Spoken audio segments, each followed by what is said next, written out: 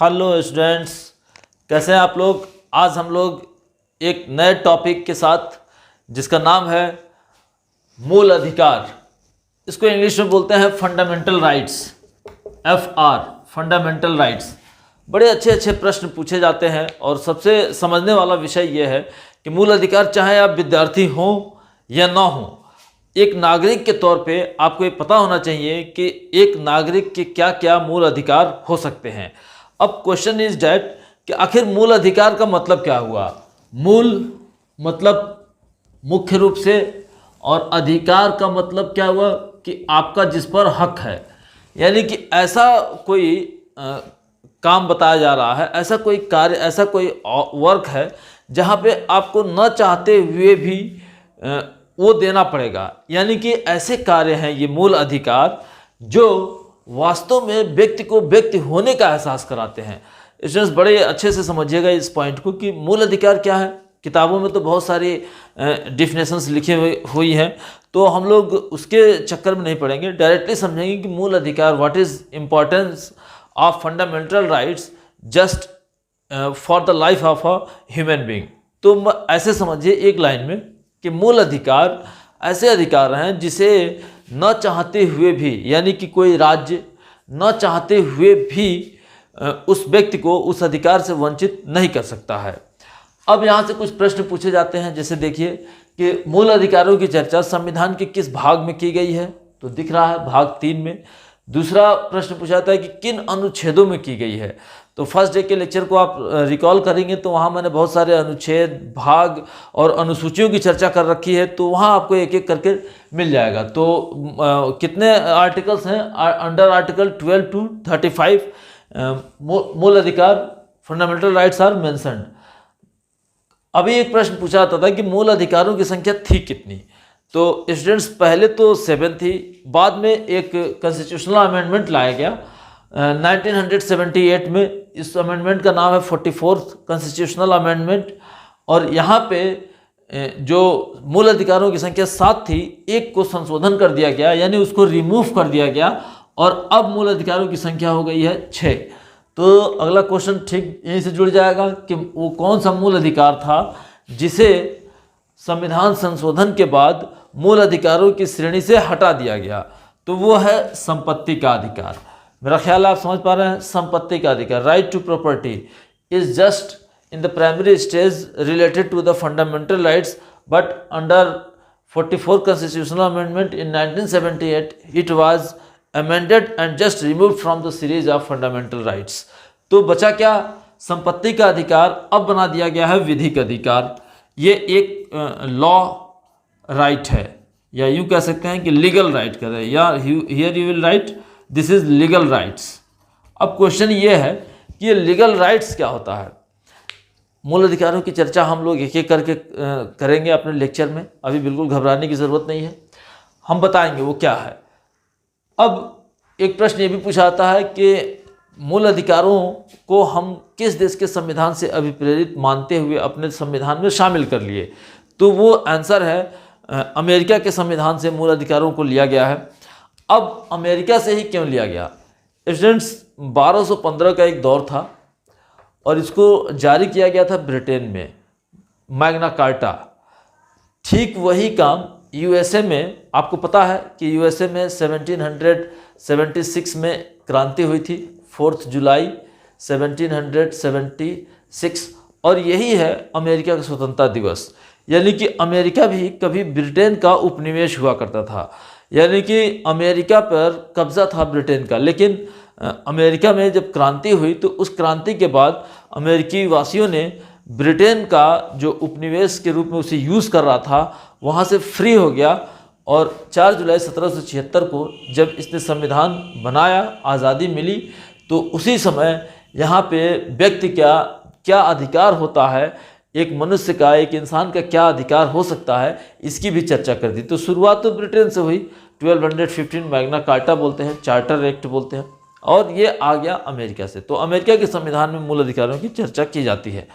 अब प्रश्न ये है कि वो मूल अधिकार कौन कौन से हैं जिसको लेकर के संविधान में संशोधन किए गए और साथ ही साथ इसमें शामिल किया गया। तो एक ट्रिक के ज़रिए हम लोग समझेंगे, इसे बहुत अच्छे से कंसंट्रेशन के साथ सीखिए और समझिए।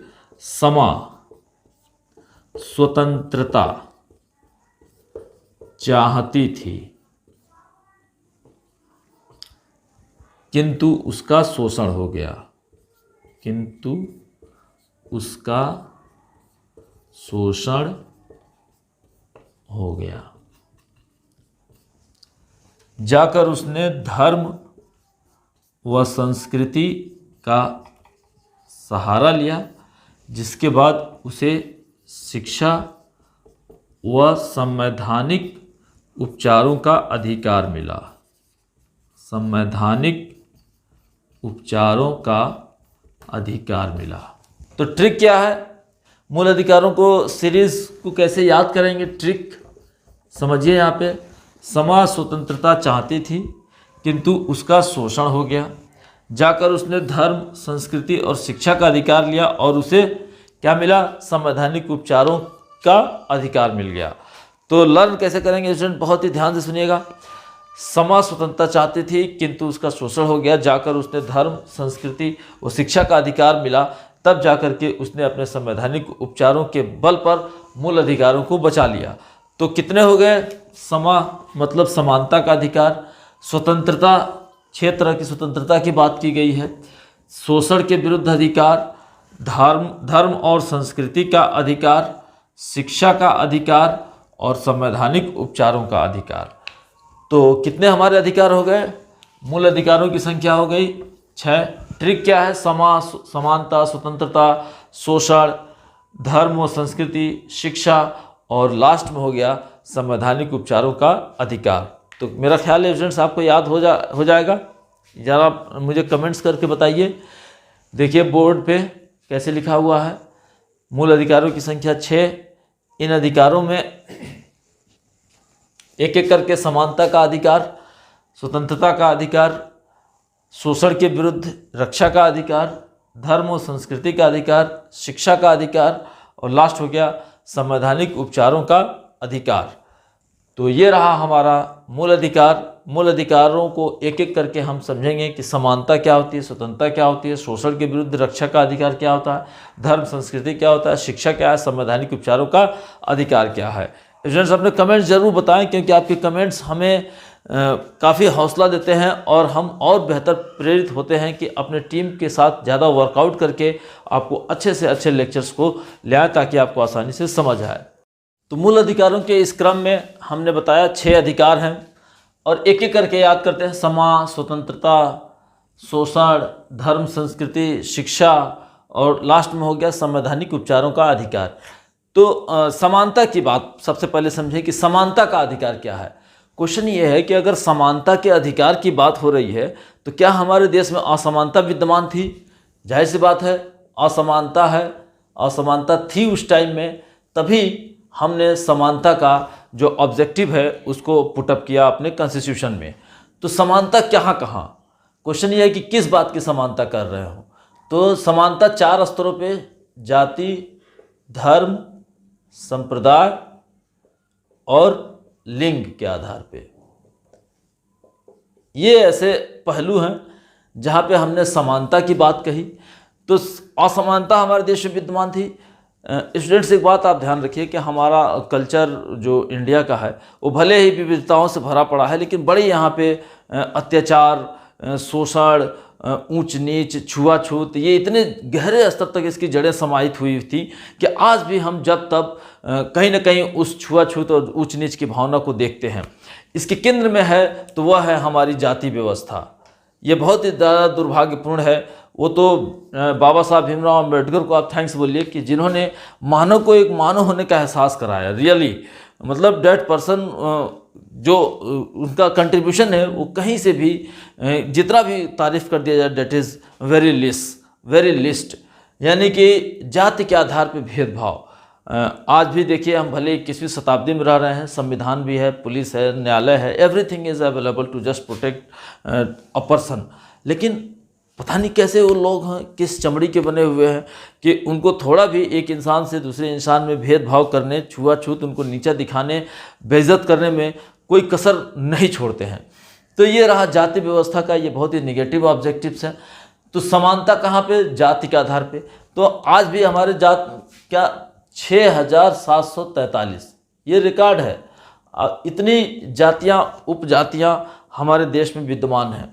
तो जहाँ पे इतनी सारी जाति हों, इतने ढेर सारे संप्रदाय हों, इतने ढेर सारे धर्म हों, हिंदू धर्म, इस्लाम धर्म, सिख धर्म, कबीरपंथी, नानकपंथी, दादूपंथी और भी पता नहीं कितने संप्रदाय चले आ रहे हैं। और लिंग क्या है? मेल, फीमेल और लास्ट हो गया ट्रांसजेंडर। अभी तक इन्हें बैकफुट पर रखा जाता था, लेकिन संविधान के विभिन्न अनुच्छेदों के धरातल पर एक ट्रांसजेंडर को भी उसको एहसास कराया गया कि नहीं, you are also human being and you have natural right to treat equally. तो ये जो बात है, मेल, फीमेल और ट्रांसजेंडर, किसी भी आधार पे हम भेदभाव नहीं करेंगे। तो कहाँ भेदभाव नहीं करेंगे वो यहाँ बता रहा है, स्वतंत्रता। तो स्वतंत्रता कितनी है? आर्टिकल 19 हमें स्वतंत्रता देता है। बोलने की स्वतंत्रता, संघ बनाने की स्वतंत्रता, सम्मेलन करने की स्वतंत्रता, कहीं भी आने जाने की स्वतंत्रता, व्यापार व्यवसाय करने की स्वतंत्रता और कहीं पे भी भारत में बसने की आज़ादी। ये साथ ही साथ इसमें अधिकार तो है, राइट्स हैं डेफिनेटली, लेकिन कहीं ना कहीं इसमें ऐसे भी टूल्स रखे गए हैं कि आपके बोलने से, आपके संघ या सम्मेलन करने से, आपके कहीं आने और जाने से कहीं देश में शांति भंग होती है, तो ऐसे कंडीशन में आपको इस अधिकार पर रोक लगाया जा सकता है। यह है स्वतंत्रता का अधिकार। यानी कि व्यक्ति जो भी भारत में रहने वाला है वह भारत का नागरिक है, तो उसे कम से कम इन अधिकारों से वंचित नहीं किया जाएगा। लाइक बोलने की स्वतंत्रता, संघ बनाने की स्वतंत्रता, सम्मेलन करने की आज़ादी, देश में कहीं भी आने जाने की स्वतंत्रता, कहीं भी बसने की स्वतंत्रता, कोई भी रोज़गार अपनाने की स्वतंत्रता। हाँ, अब मान लें आपने रोज़गार कहा, संविधान कह रहा है कि आप कोई भी रोज़गार कर सकते हैं, चलिए मान लिया। तो अभी हमने एक बात कहा कि कई सारे टूल्स ऐसे हुए हैं कि जहाँ पे आपके कोई भी ऐसा काम करने की आज़ादी के पीछे गवर्नमेंट चाहे तो रोक लगा सकती है। जैसे रोज़गार, आपने कहा कि चलो हमको रोज़गार करने का अधिकार है, अब कल से आप अफीम बेचना शुरू कर दीजिए, तो ये क्या है? ये आपका राइट तो है, डेफिनेटली मूल अधिकार तो है, लेकिन आपके अफीम बेचने से, चरस बेचने से अगर सोसाइटी को, स्टेट को, कंट्री को कहीं पे भी प्रॉब्लम होगी तो वह आपके इस व्यापार पर रोक लगा सकता है। तो ये है स्वतंत्रता। यानी कि स्वतंत्रता आपकी असीमित नहीं है, स्वतंत्रता की कुछ लिमिटेशंस हैं और उस बैरियर्स में ही आपको अपनी स्वतंत्रता को एंजॉय करना है। शोषण के विरुद्ध अधिकार। शोषण, अभी हमने कहा कि कितने लोग ऐसे हैं जो जाति के दंभ में इतने ज़्यादा बुरी तरीके से लवरेज हैं कि उन्हें किसी का भी शोषण करने में तनिक भी लज्जा नहीं आती है। तो शोषण क्या है? किसी भी तरीके का शोषण। शोषण कैसे कैसे हो सकता है? फिजिकली एक्सप्लॉयटेशन हो सकता है, मेंटल एक्सप्लॉयटेशन हो सकता है, इमोशनल एक्सप्लॉयटेशन होता है। जब से सुप्रीम कोर्ट ने इन तरह के शोषण को लेना शुरू किया है, रक्षा का दायित्व है सुप्रीम कोर्ट को। अभी एक यहाँ पे प्रश्न पूछे जाते हैं, आर्टिकल 32 के तहत फंडामेंटल राइट्स का अगर वायलेशन होता है तो you are eligible to directly contact the supreme court. पूछा जाता है कि ये किस अनुच्छेद के तहत ये आपको आज अधिकार दिया गया है, तो आर्टिकल 32 है, याद रखना है स्टूडेंट्स। आर्टिकल 32 के तहत आप डायरेक्टली मूल अधिकारों के वायलेशन होने पर सुप्रीम कोर्ट का दरवाज़ा खटखटा सकते हैं। तो शोषण, तो किस तरीके का शोषण? आपका किसी ने शारीरिक शोषण कर लिया, मानसिक शोषण कर लिया, आर्थिक शोषण कर लिया, भावनात्मक शोषण कर लिया, तो वो कहीं ना कहीं एक हमारे संविधान में मूल अधिकार ही है। आर्टिकल 21 बहुत ज़्यादा विस्तृत हो गया है। प्राण और दैहिक स्वतंत्रता का अधिकार इसमें दिया गया है, लिबर्टी ऑफ लाइफ, ये प्राण और दैहिक स्वतंत्रता है। तो यहाँ पे शोषण, किसी भी तरीके का अगर कोई शोषण करता हुआ पाया जाता है तो वहाँ पे आप पर यह अधिकार बनता है, आपका यह अधिकार है, यह आपके राइट्स हैं कि आप डायरेक्टली सुप्रीम कोर्ट जा सकते हैं। धर्म और संस्कृति, अभी हमने क्या कहा कि भारत विविधताओं का देश है जहाँ एक साथ अनेक जात, धर्म, संप्रदाय, लिंग के लोग रहते हैं। तो इनके राइट्स को कब सिक्योर किया जा सकता था? जैसे अभी उन्होंने बताया, कबीरपंथी, नानकपंथी, दादूपंथी, ये सब अपने अपने संप्रदाय हैं, अपने अपने धर्म है। सिख धर्म है, बौद्ध धर्म है, जैन धर्म है, पारसी धर्म है, बहुत series of religions exist in India. तो इन धर्म और संस्कृति के कोई ना कोई फॉलोअर्स हैं, मानने वाले हैं, तो इन मानने वालों को जब तक आप राज्य की तरफ से संरक्षण नहीं दोगे तो वो कहीं से भी न तो पनप सकते हैं और न पसर सकते हैं। तो इसीलिए धर्म स्वतंत्रता, धार्मिक और संस्कृति का अधिकार दिया गया है कि आप अपने धर्म को मानने, अपनाने, छोड़ने हर तरीके का राइट्स रखते हैं और इसमें कहीं कोई किसी का ऑब्जेक्शन एक्सेप्ट नहीं किया जाएगा। तो आइए यहाँ पर देखते हैं शिक्षा का अधिकार। बहुत ही मतलब शिक्षा क्या बताया, शिक्षा मतलब यूँ समझ लीजिए कि 19वीं शताब्दी में भारत में पुनर्जागरण का दौर आया और ये ऐसा पुनर्जागरण था जिसने पूरे समाज, अर्थव्यवस्था, राजनीति, धर्म, संस्कृति सबको उलट पलट दिया। और एक पुनर्जागरण हमारे यूरोप में इटली से शुरू हुआ था, वहाँ से जो पुनर्जागरण हुआ भारत में आते आते 19वीं शताब्दी हो गया। पुनर्जागरण 6वीं शताब्दी में भी आया, लेकिन वो पुनर्जागरण नहीं है जो 18वीं शताब्दी 19वीं शताब्दी में भारत में देखने को मिलता है। तो शिक्षा का अधिकार, शिक्षा हमें नैतिकता सिखाती है, शिक्षा हमें धैर्यवान बनाती है, शिक्षा हमें समझ देती है कि वास्तव में क्या एक्शन लिया जाना चाहिए, और वो भी किस तरीके की शिक्षा, धार्मिक शिक्षा नहीं, ऐसा शिक्षा जो नैतिकता पर आधारित है, जो हमारे मोरल वैल्यूज़ को पुटअप करती है। मोरल वैल्यूज़ क्या है? ये ऐसे वैल्यूज़ हैं जो किसी धर्म, संप्रदाय, पंथ से बंधे हुए नहीं हैं बल्कि स्वतंत्र हैं, और जहाँ पे भी यूनिवर्स में जहाँ चले जाएं आप, वहाँ पे इसको माना जाता है एज इट इज़, और उसमें कहीं कोई इफ़ एंड बट नहीं हो सकता। जैसे देखिए एक स्टूडेंट्स, हम मोरल वैल्यूज़ की बात कर रहे हैं। मोरल वैल्यू जैसे सदा सच बोलो, सदा सच बोलो। तो क्या ऐसा तो हो नहीं सकता कि आप ब्राज़ील में चले जाएं तो वहाँ का नहीं सदा झूठ बोलो, या ऑस्ट्रेलिया में चले जाएं तो क्या अरे झूठ बोल सकते हो, आप चले जाएं सऊदी अरब में नहीं झूठ खूब बोलना चाहिए, ऐसा नहीं है, बिल्कुल नहीं है। यानी कि सदा सच बोलो, बड़ों, रिस्पेक्ट द एल्डर्स, अपने माता पिता को सम्मान दो। क्या ये कहीं पे भी ऐसा है, कोई कंट्री ऐसा है, कोई राज्य ऐसा है, कोई रीजन जो इसको बोले नहीं नहीं माता पिता का रिस्पेक्ट नहीं करना चाहिए? तो this are called moral values, जहाँ पे ऐसे मूल्य, ऐसे मानक, ऐसे स्टैंडर्ड जो हर जगह सेट हो जाते हैं, हर जगह फिट बैठते हैं, डेट इज़ मोरल वैल्यूज़। तो ये है शिक्षा हमें देती है। लास्ट में ये है कि संवैधानिक उपचारों का अधिकार। ये क्या? कॉन्स्टिट्यूशनल रिमेडीज़ इसको बोलते हैं, इंग्लिश में इसको बोलते हैं कॉन्स्टिट्यूशनल रिमेडीज़। रिमेडीज़ है औषधि। जैसे आप औषधि कब लेते हैं? जब आप बीमार पड़ जाते हैं या जब स्वस्थ हैं तब औषधि लेंगे। जाहिर सी बात है आपका आंसर होगा नहीं नहीं सर, जब हम बीमार पड़ जाते हैं तभी औषधि लेते हैं। तो यही है कॉन्स्टिट्यूशनल राइट्स, कि ये सारे राइट्स तभी सिक्योर हो सकते हैं जब इनका कोई संरक्षक हो, और ये संरक्षक है हमारा सुप्रीम कोर्ट आर्टिकल 32 के तहत। इसके अलावा फंडामेंटल राइट्स को सिक्योर करने के लिए हमारे पास हाई कोर्ट भी उपलब्ध है, जो आर्टिकल 226 के तहत हमारे फंडामेंटल राइट्स को सिक्योर करता है। तो संवैधानिक उपचारों का अधिकार, बहुत इसकी प्रशंसा की गई, यहाँ तक कि डॉक्टर भीमराव अंबेडकर ने इसे संविधान की आत्मा तक कह दिया कि देखिए हम कितना भी संविधान में बड़ी बातें कहते, लेकिन अगर हम उसको प्रोटेक्शन नहीं दे सके, कंजर्व नहीं कर सके, तो उसका कोई मतलब नहीं है। और यही राइट्स हमें मिलता है सुप्रीम कोर्ट और हाई कोर्ट के द्वारा। तो संवैधानिक उपचारों का अधिकार का मतलब यही हुआ कि अगर आपके फंडामेंटल राइट्स को कोई हाइक करता है, ग्रास्प करता है, लिस्ट करता है, तो इन सब कंडीशन में आप directly you can take the shelter of supreme court as well as high court. तो मेरा ख्याल है कि मूल अधिकारों को आपने अच्छे से समझा है, सीखा है, और भी हम इस लेक्चर में कुछ पॉइंट्स हैं जिसको हम टाइम टू टाइम शेयर करते रहेंगे।